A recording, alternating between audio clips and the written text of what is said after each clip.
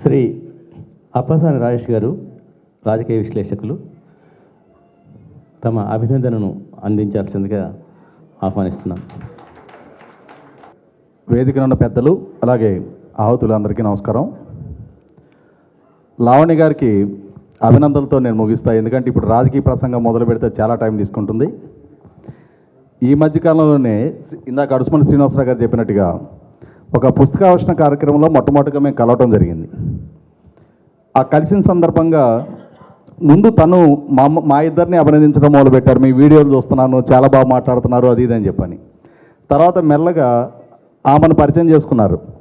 నేను ఇట్లా బాబు గారి గురించి 2019లో బుక్ రాశానండి, ఇప్పుడు రాస్తున్నాను అని చెప్పని. అయితే నేను ఆమెతో మాట్లాడుతున్నంతసేపు కూడా ఆ కళ్ళలో ఒక వెలుగు గమనించాను అనమాట. చంద్రబాబు గారి పేరు ప్రస్తావించిన ప్రతి సందర్భంలో కూడా, అంటే మనం ఇందాక వ్యాఖ్యాత చెప్పినట్టుగా తిరుమల శ్రీవారి సన్నిధికి వెళ్ళినప్పుడు శ్రీవారి విగ్రహం చూస్తున్నప్పుడు మనకి ఎట్లాంటి భావన కలుగుతూ ఉంటుందో, చంద్రబాబు గారి ప్రస్తావన వచ్చిన ప్రతి సందర్భంలో కూడా లావణ్య కళ్ళల్లో నాకు ఆ వెలుగే కనిపిస్తూ ఉంది. అక్కడి నుంచి బయలుదేరి కారు ఎక్కిన తర్వాత కూడా నేను శ్రీనివాసరావు గారితో అదే అన్నాడు, అడుసుమల్లి గారితో, ఆమె ఏంటండి చంద్రబాబు గారి గురించి ప్రస్తావించిన ప్రతి సందర్భంలో కూడా అంత ఎక్సైట్ అయిపోయి ఆ కళ్ళల్లో అంత ఆనందం కనిపిస్తూ ఉంది. ఇటువంటి వాళ్ళని కలిగి ఉండటం నిజంగా తెలుగుదేశం పార్టీ చంద్రబాబు నాయుడు గారు చేసుకున్న అదృష్టం. నిస్వార్థంగా ఏమి పదవులు ఆశించలేదు, ఏ కాంట్రాక్ట్లు ఆశించలేదు, ఏ నామినేషన్ పోస్టులు ఆశించట్లేదు, పార్టీలో పొజిషన్స్ ఆశించట్లా. నిస్వార్థంగా తన ఎఫర్ట్ పెట్టి తను రాసి తన పరిజ్ఞానాన్ని ఇవాళ మనకందరికీ, ఎందుకంటే నేను ఆ బుక్స్ చదివాను. నేను అంటే ఇప్పుడు స్థానిక రాజకీయాల్లో సుదీర్ఘకాలం ఉన్నాం, నిత్యం ఛానల్స్లో మాట్లాడుతూ ఉంటాం, చాలా విషయాల గురించి మాకు చాలా తెలుసని ఫీల్ అవుతూ ఉంటాను నేను. కానీ ఆ బుక్ చదివిన తర్వాత నిజంగా చాలా కొద్దిగానే తెలుసు మాకు. అమరావతి ల్యాండ్ పూలింగ్ గురించి, ఇరిగేషన్ ప్రాజెక్టుల గురించి, ఇండస్ట్రియలైజేషన్ గురించి, అన్నిటికన్నా ముఖ్యంగా అగ్రికల్చర్ పాలసీస్ గురించి 2014-19 మధ్య నేను ఒక రైతు బిడ్డను కాబట్టి ఆ ఒక ఇష్యూ చెప్పి ముగిస్తా. 2014-19 మధ్యలో చంద్రబాబు నాయుడు గారి ప్రభుత్వ హయాంలో సహజంగా తండ్రి కొడుకులు మొదటి నుంచి కూడా వీళ్ళు రైతు ఉద్ధారకులు, చంద్రబాబు నాయుడు గారు వ్యవసాయం దండగా అన్నాడని చెప్పని ప్రచారం చేసి లబ్ధి పొందారు కదా. వాస్తవ రూపంగా చంద్రబాబు నాయుడు గారి ప్రభుత్వ హయాంలో వ్యవసాయానికి ఏం మేలు జరిగింది అనేది చాలా కూలంకషంగా బుక్లో విశదీకరించి చెప్పారు. కానీ ఒక రైతుగా నాకున్న అనుభవం కూడా చెప్తాను నేను. 2014-19 మధ్యలో చంద్రబాబు నాయుడు గారి ప్రభుత్వ హయాంలో అగ్రికల్చర్ మోడర్నైజేషన్ కోసం, అగ్రికల్చర్ మెకనైజేషన్ కోసం సబ్సిడీ మీద 26,000 రైతు రథం పేరిట ట్రాక్టర్స్ ఇచ్చారు రైతాంగానికి. 26,000 హార్వెస్టర్లు ఇచ్చారు, రోటవేటర్లు ఇచ్చారు, బేలర్లు ఇచ్చారు, తైవాన్ స్ప్రేయర్లు ఇచ్చారు, మల్చింగ్ షీట్లు ఇచ్చారు.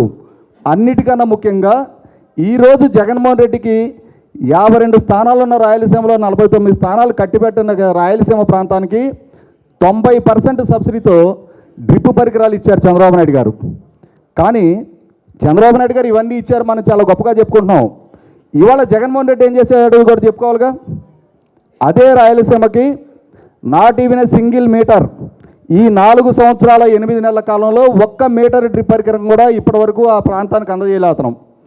అక్కడ హార్టికల్చర్ అభివృద్ధికి కానీ వ్యవసాయ అభివృద్ధికి కానీ ఉన్న కొద్దిపాటి నీటి వనరుల్ని సద్వినియోగం చేసుకోవడానికి చంద్రబాబు నాయుడు గారు అంతటి దృష్టి పెడితే అక్కడ ఇంతటి ఘన విజయం కట్టబెట్టిన అవుట్ ఆఫ్ 52-49 సీట్లు అతనికి ఇచ్చారు రాయలసీమ ప్రాంతంలో. కానీ వాళ్ళకి ఆ రైతాంగానికి జగన్మోహన్ రెడ్డి ఇంత ద్రోహం చేశాడు. ఇవాళ మన లావణ్య గారి ఆ బుక్స్లో ఉన్న డేటా చూస్తే నిజంగానే చంద్రబాబు నాయుడు గారు ఇవన్నీ చేశారా అని చెప్పని మనమే ఆశ్చర్యపోతాం. కరెక్టే. ఇవాళ పాలకుడు ఏం చేస్తున్నాడో కూడా పోల్చి చూసుకోవాలిగా, విడమర్చి చెప్పాలిగా. మనం చెప్పటానికి కావాల్సినంత డేటా ఈరోజు మనకి బుక్స్ రూపంలో అందుతూ ఉంది. దీన్ని సద్వినియోగపరచుకోవాలి, 10 మందికి క్యారీ చేయాలి. 2014-19 మధ్య ఏం జరిగింది అనేది ప్రజలకు విశదీకరించి చెప్పాల్సిన బాధ్యత చంద్రబాబు నాయుడు గారిని అభిమానించే ప్రతి ఒక్కరి మీద ఉంది. అదే సందర్భంలో ఇతను ఏం చెయ్యలేదో కూడా ఆ పోల్చి చెప్పాల్సిన బాధ్యత ఉంది. అమరావతి ల్యాండ్ పూలింగ్ గురించి చాలా విపులంగా రాసింది అమ్మాయి. 62 ఇరిగేషన్ ప్రాజెక్టుల గురించి, మీడియము, మైనరు, మేజర్ ఇరిగేషన్ ప్రాజెక్టుల గురించి చాలా విపులంగా చెప్పడం జరిగింది. ఇండస్ట్రియలైజేషన్ గురించి, సోషల్ వెల్ఫేర్ గురించి, హెల్త్ ఇష్యూస్ గురించి, అన్ని రంగాల గురించి చాలా వివరంగా చెప్పడం జరిగింది. దాన్ని చదవండి, ఆ వివరాలు 10 మందితో షేర్ చేసుకోండి. ఇంతటి డేటా మాకు అందించినందుకు మనస్ఫూర్తిగా అభినందనలు తెలుపుతున్నామా. ఇంకొక విషయం చెప్పాలి. ఇప్పుడు శ్రీనివాస్ గారు ఎక్కడున్నారో మీ తెనాలి అంటే మా తెనాలే ఈ అమ్మాయిది కూడా. మీ తెనాలందరూ ఒకటే అంటున్నారు, మా తెనాలను కొంచెం ఫాస్ట్గానే ఉంటామండి, మంచి డేటా అందరికి అందిస్తాం, మీరు ఎంత జలస్ ఫీల్ అయినా తప్పదు మరికి అది.